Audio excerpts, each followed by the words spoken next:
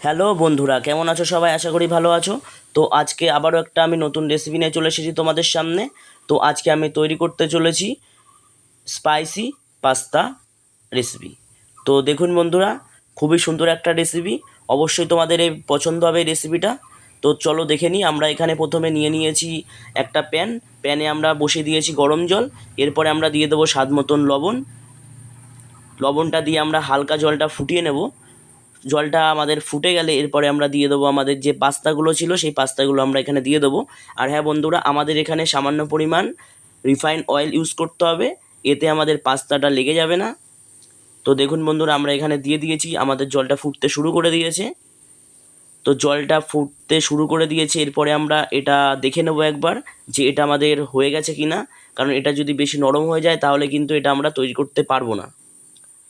তো আমরা দেখে নিয়েছি এটা আমাদের হয়ে গেছে। তো এটা আমরা এখন নামিয়ে নিয়েছি একটা কাচের পাত্রের মধ্যে। আর এটা যেমন আমাদের স্পাইসি পাস্তা, এর জন্য আমরা কিছুটা সবজি অ্যাড করব।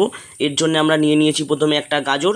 তো আমরা এখানে হাফ গাজর নিয়েছি, কারণ এটা আমাদের পুরোটা লাগবে না। এর জন্যে গাজরটাকে আমরা ভালো করে ছাড়িয়ে নিয়েছি এর খোসাটা। এরপরে আমরা এটা মাঝখান থেকে একটা টুকরো করে নেব।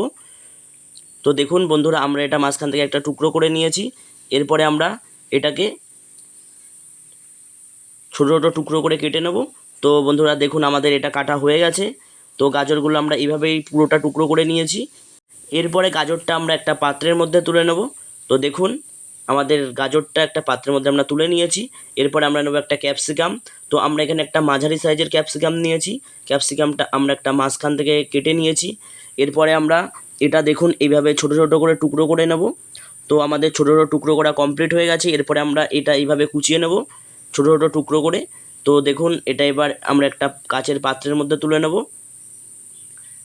তো আমরা এখানে একটা পাত্রের মধ্যে তুলে নিয়েছি। তো আমাদের ক্যাপসিকামটা কাটা হয়ে গেছে। এরপরে আমরা নেব লঙ্কা। তো আমরা এখানে 4টে লঙ্কা ব্যবহার করেছি। আপনারা ঝাল অনুযায়ী লঙ্কা ব্যবহার করবেন, এর থেকে বেশি লঙ্কাও ব্যবহার করতে পারেন। তো লঙ্কাগুলো আমরা একটা ছুরির সাহায্যে কেটে নেব। তো লঙ্কাগুলো আমাদেরকে ছোট ছোট করে টুকরো করে কাটতে হবে, কারণ বেশি মোটা মোটা করে কাটলে কিন্তু হবে না। তো দেখুন, আমরা লঙ্কাটা ছোট ছোট টুকরো করে কেটে নিয়েছি। তো লঙ্কাগুলো আমাদের কাটা কমপ্লিট। তো দেখুন, এটা এবার আমরা একটা পাত্রের মধ্যে তুলে নেব। তো লঙ্কাগুলো সব আমরা একটা পাত্রের মধ্যে তুলে নিয়েছি। আর এদিকে আমরা নিয়ে নিয়েছি একটা পেঁয়াজ। পেঁয়াজটা আমাদের মাঝারি সাইজের নিতে হবে। তো পেঁয়াজটা আমরা এখানে নিয়ে মাঝখান থেকে একটা টুকরো করে নেব। মাঝখান থেকে কেটে আমরা সাইড থেকে এরকম করে ছোটো ছোটো টুকরো করে কাটবো। দেখুন বন্ধুরা, পেঁয়াজটা ঠিক এইভাবেই কাটতে হবে। তো পেঁয়াজটা আমাদের কেটে এরকম ছোটো ছোটো করে কুচিয়ে নিতে হবে। তো আমাদের পেঁয়াজটা কাটা কমপ্লিট হয়ে গেছে। এরপরে আমরা একটা কাচের বাটির মধ্যে পেঁয়াজটা তুলে নেব। পেঁয়াজটা আমরা তুলে নিয়েছি। তো এদিকে আমরা নেব ধনেপাতা। তো আমাদের এখানে সামান্য পরিমাণ ধনেপাতা নিতে হবে। ধনেপাতাগুলো আমাদের এইভাবে কুচিয়ে নিতে হবে ছোটো ছোটো করে। তো আমরা এখানে ছোটো ছোটো টুকরো করে ধনেপাতাগুলো কুচিয়ে নিয়েছি। তো আমাদের ধনেপাতাটা কাটা হয়ে গেছে। দেখুন বন্ধুরা, এটা আমরা এবার তুলে নেব একটা পাত্রর মধ্যে। তো দেখুন, আমরা এটা একটা পাত্রের মধ্যে তুলে নিয়েছি। এদিকে আমরা নিয়ে নেব রসুন। তো আমাদের এখানে গোটা কয়েক রসুন নিতে হবে। রসুনগুলোকে আমাদের এরকম ছোটো ছোটো করে পাতলা করে কেটে নিতে হবে। তো রসুনগুলো আমরা সবগুলো এইভাবেই কেটে নেব। তো দেখুন বন্ধুরা, রসুনগুলো আমরা এখানে কেটে নিয়েছি। তো এগুলো এবার একটা আমরা পাত্রের মধ্যে তুলে নেব। আর অন্যদিকে নিতে হবে আমাদের একটা আদা। তো আমরা এখানে সামান্য পরিমাণ আদা নেব, আর একটা গ্রেটারের সাহায্যে আমাদের এরকম করে গ্রেট করে নিতে হবে। তো আমাদের আদাটা গ্রেট করা হয়ে গেছে। এবার আদাটা আমরা একটা পাত্রের মধ্যে তুলে নিয়েছি। তো অন্যদিকে আমরা নিয়ে নেবো একটা টমেটো। তো আমরা এখানে একটা মাঝারি সাইজের টমেটো নিয়ে নিয়েছি। টমেটোটা আমাদের মাঝখান থেকে এইভাবে কেটে নিতে হবে দুই ভাগে। কেটে নিয়ে আমরা সাইড দিকে ঠিক এইভাবে টমেটোটা কেটে নেব। কেটে আমাদের এটা ছোটো ছোটো করে টুকরো করে নিতে হবে। তো দেখুন বন্ধুরা, আমরা এখানে টমেটোটা কেটে নিয়েছি। এরপরে আমরা এটা একটা বাটির মধ্যে তুলে নেব। তো আমরা বাটির মধ্যে টমেটোটা তুলে নিয়েছি। তো অন্যদিকে আমরা নিয়ে নেব ডিম। তো আমরা এখানে 2টো ডিম নিয়েছি। আপনারা চাইলে এর থেকে বেশি ডিমও ব্যবহার করতে পারেন। তো ডিমটা আমরা একটা পাত্রের মধ্যে এইভাবে ভেঙে নেব। তো বন্ধুরা, আমরা এখানে 2টো ডিম ব্যবহার করেছি। আপনারা চাইলে এর থেকে বেশি ডিমও ব্যবহার করতে পারেন। তো ডিমটা আমাদের দিয়ে এখানে আমরা সামান্য পরিমাণ দিয়ে দেবো লবণ। তো আমাদের এখানে স্বাদ মতন লবণ ব্যবহার করতে হবে। এরপরে আমরা ডিমটাকে ফেটিয়ে নেব ভালো করে। তো বন্ধুরা দেখুন, ডিমটা আমরা ফেটিয়ে নিয়েছি। আর আমরা এদিকে বসিয়ে দেবো একটা প্যানটা বসিয়ে আমাদের সামান্য পরিমাণ তেল দিতে হবে। তেলটা দিয়ে আমাদের হালকা নাড়াচাড়া করে নিতে হবে। এরপরে আমাদের যে ফেটিয়ে রাখা ডিমটা ছিল সেটা আমরা প্যানের উপরে দিয়ে দেবো।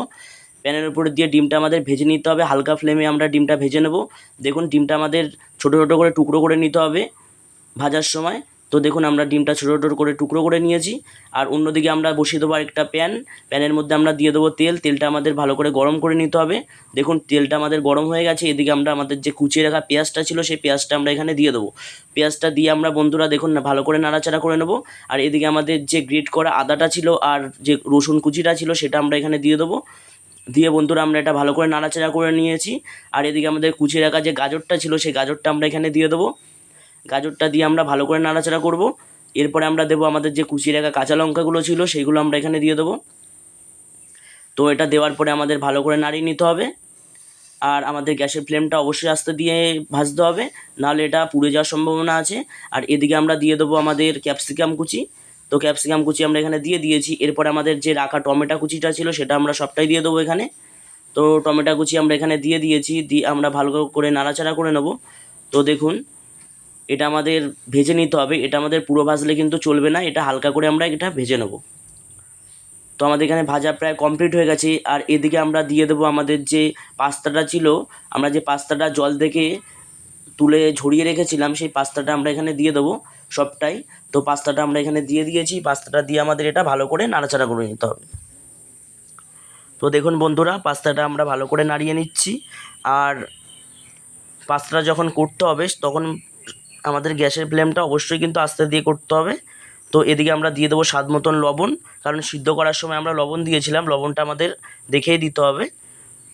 তো এদিকে আমাদের যে ডিমটা ছিল ভেজে রাখা সেই ডিমটা আমরা এখানে সবটাই দিয়ে দিয়েছি। তো ডিমটা দিয়ে আমরা এটা ডিমের সাথে পাস্তাটা ভালো করে মিক্স করে নেব বা নাড়িয়ে নেব। তো পাস্তাটা আমরা সুন্দর করে নাড়িয়ে নিয়েছি এখানে, আপনারা দেখতেই পাচ্ছেন। আর এদিকে দিয়ে দেবো আমরা সামান্য পরিমাণ হলুদ গুঁড়ো। হলুদ গুঁড়োটা দেওয়া হয়ে গেলে আমরা ভালো করে নাড়িয়ে নেব। তো হলুদ গুঁড়োটা আমরা এখানে দিয়ে ভালো করে নাড়িয়ে নিয়েছি। দেখুন হলুদটা ভালো করে মিশে গেছে পাস্তার সঙ্গে। আর এদিকে আমরা দিয়ে দেব কিছুটা পরিমাণ টমেটো কেচাপ।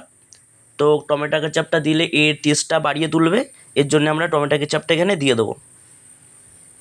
তো টমেটো কেচাপটা দেওয়া হয়ে গেলে আমরা এটা ভালো করে নাড়িয়ে নেব। তো এদিকে আমরা দেব পাস্তা মশলা।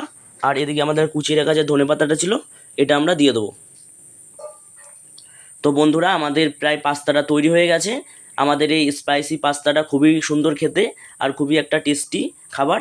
আর আপনারা অবশ্যই কিন্তু বাড়িতে বানানোর চেষ্টা করবেন। আর সন্ধ্যার টিফিনে এটা খুবই একটা সুস্বাদু রেসিপি, আর বাচ্চাদের জন্য খুবই একটা দারুণ রেসিপি এটা। আর ভিডিওটা যদি ভালো লেগে থাকে তাহলে অবশ্যই লাইক কমেন্ট শেয়ার করে দেবেন। ধন্যবাদ।